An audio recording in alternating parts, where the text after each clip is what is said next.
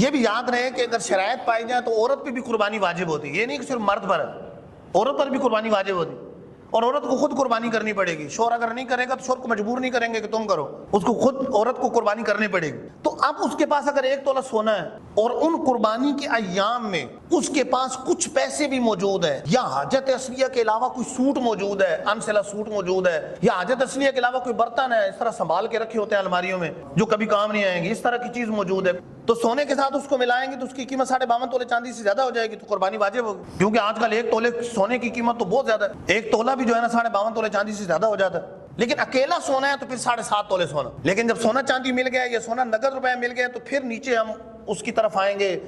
چاندی کے حساب سے حساب کریں گے تو قربانی واجب ہو جائے گی۔ بعض اوقات یہ ہوتا ہے کہ زیور موجود ہے، اس طرح کی چیز موجود ہے کہ جس پہ قربانی واجب ہو رہی ہے لیکن نقد پیسے نہیں ہیں، تو آپ کیا کریں؟ تو آپ تو قربانی کرنی ہی پڑے گی، کیونکہ پاس دسترس تو ہے نا اس سونے کو بیچے۔ اگر پلاٹ پہ ہے تو قرضہ کسی سے لے کے کریں، ورنہ پلاٹ کو بیچے، قربانی کرے، قربانی اس پہ واجب ہوگی، قربانی اس کو کرنا ہوگی۔ تو اگر اشیاء ایسی ہیں کہ جن پہ قربانی واجب ہو رہی ہے، اتنی چیزیں موجود ہیں، اتنی مالیت کی چیزیں موجود ہیں، لیکن ان کو نقد اس کے پاس پیسے نہیں، تو اب حکم یہ ہوگا کہ قربانی کرے گا۔ اب 2 ہی صورتیں ہوں گی، یا تو قرضہ لے یا کوئی چیز بیچے اپنی، سونا ہے سونا بیچ دے۔ خواتین کو طریقے سے مسئلہ بتانا ہے کہ سونا بیچ دے قربانی کر لے، یعنی یا تو شوہر سے قرضہ لے لے یا کسی سے قرضہ لے لے، یا شوہر اس تبرعاً اپنی طرف سے قربانی اس کی اجازت سے اس کی طرف سے حصہ ڈال دے یا قربانی کر دے، الگ بات ہے۔ لیکن اگر شوہر انکار کرتا ہے تو اس کو کرنی پڑے گی قربانی، اور اس کا پھر آخری حال تو وہی رہ جاتا ہے کہ سونا بیچے اور قربانی کرے، کہ قربانی اس پہ واجب ہے۔